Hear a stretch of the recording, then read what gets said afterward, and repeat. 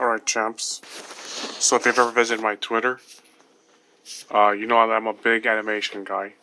So like big on cartoons. I mean, I draw cartoons. Well, I draw comics, but I mean they're called cartoons sometimes. Anyways, one thing I always reflect on is when we in America, in the West, try to do Japanese cartoons. So Japanese style caricature art. We always have a very distinctive style that usually, if not always, looks nothing like actual Japanese anime. Like the way they draw their faces, their facial structures, and it's always, but it's so iconic that we do that. And so I'm like looking back, like no way we would have conjured that up out of nowhere. There has to be an origin. So I've been taking a long time, just looking for that origin, and then it just randomly pops in. But we got to start small first. So in the West, like this is totally Western how we draw faces for cartoons, and it's not very Japanese influenced at all, if at all. How we do it is that we give them a brow, and then a nice sink in, all right, and then we bring out the cheek a ton load, and then we give them a nose in the middle. We may draw a wing or a dot right there, and that's basically a form of the Disney princess drawing. Now, if I go here, nope, wrong one. Yeah, now here's something a lot more anime influence. Here's a Bloom from Winx Club. I don't watch. I'm not a girl. Uh, I swear I don't. Anyways, here we're going a little farther. Like we mostly take out the brow. We still put it there sort of, but overall it's just the forehead. Goes in, it dips towards the eye. Now in Winx Club, their eye actually breaks out of that facial structure. So, anyways, and then we give them the cheek that pricks out like this. Then now we can see the jawline how it goes. That's pretty close to how we do it now, or how we always done it for years. And if I can just find the right picture, where's the damn picture? I can't find it. Oh, here it is. Now here's ignore that, but here's the Grilly and Mandy. Yeah, whatever. Grilly and Mandy, Spider Queen. Now this is a lot more obvious. Now the Billy Mandy creators are like huge weeaboos. They're always talking about anime and stuff. It's like these guys are some big weeaboos. Now notice this. This is how basically we do it now. Like forehead, give them some space for the forehead. It dips in, and then we give them that cheek, and then it goes to a hard stop, and then a straight jawline. Does it go too up? But it usually does go up more actually. But still, the nose, since we've been kind of minimizing the nose as well too nowadays. Now, where did that come from?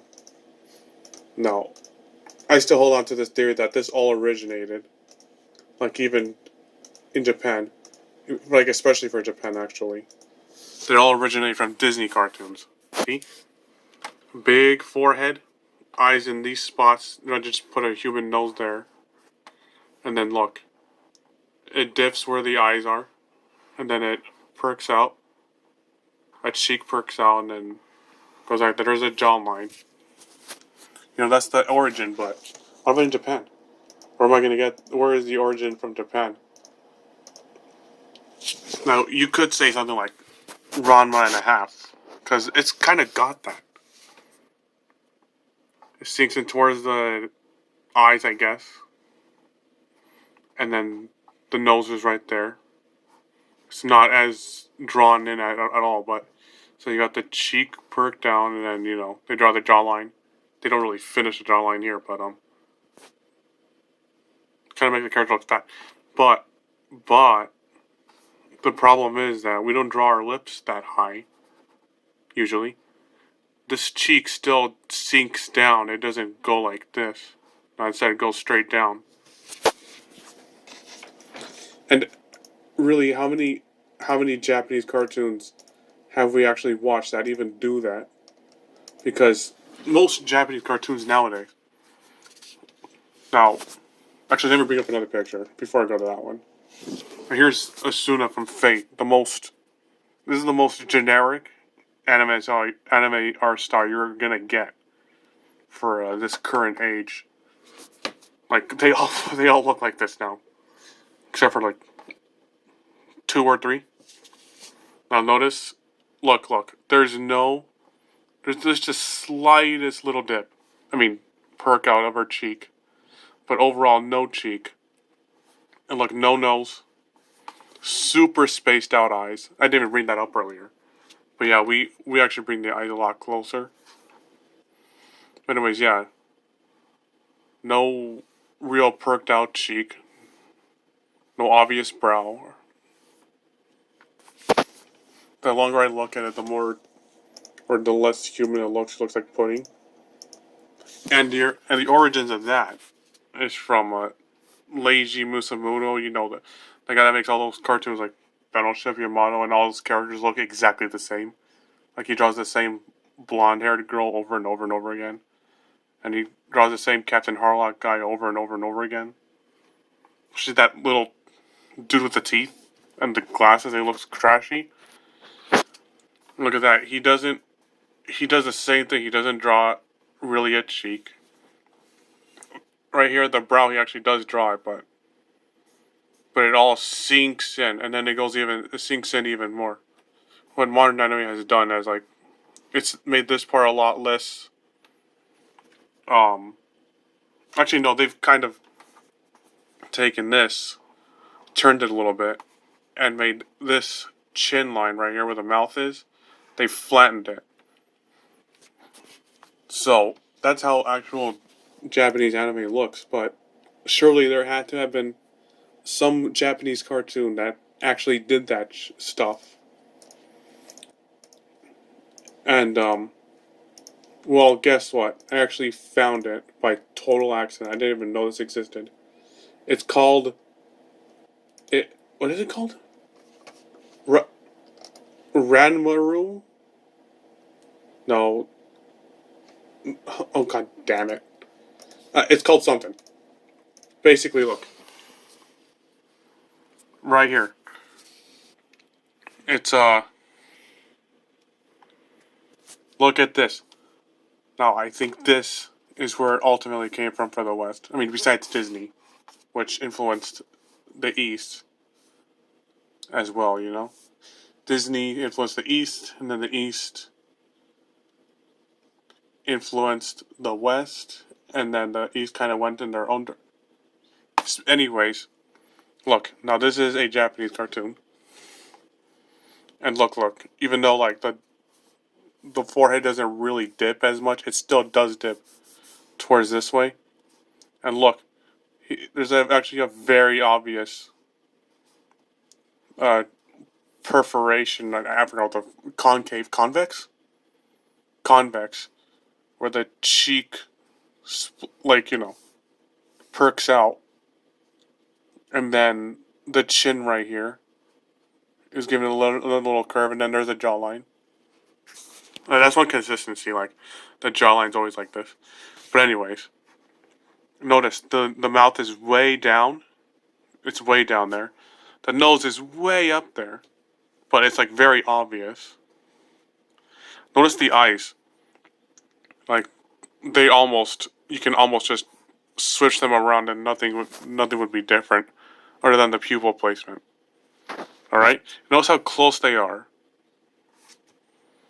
I think this. Wait up. Wait up. Wait up. It's where is it?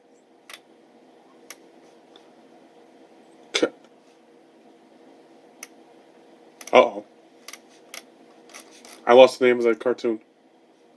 Oh yeah. Ninja Rantaro. Nintama Rantaro. Yeah. Focus, dang it. Nintama Rantaro. That's what this cartoon is called. Look how they draw the hair. Like, we like to go for silhouette kind of hair. And that's really what the West, like, prioritizes quite a bit. Like, silhouette. And, I mean, you could say, like, Dragon Ball, but Dragon Ball still goes that direction. Like, they don't usually draw the cheek sticking out. Except for, like, very, like, different, like, very, like, almost profile angles. Now, they still go for this direction. It's extremely inconsistent, that's why. It seems like the other way.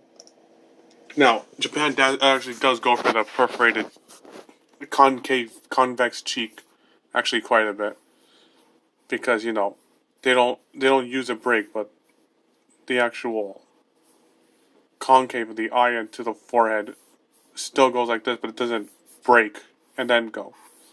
It curves and then jawline, So overall,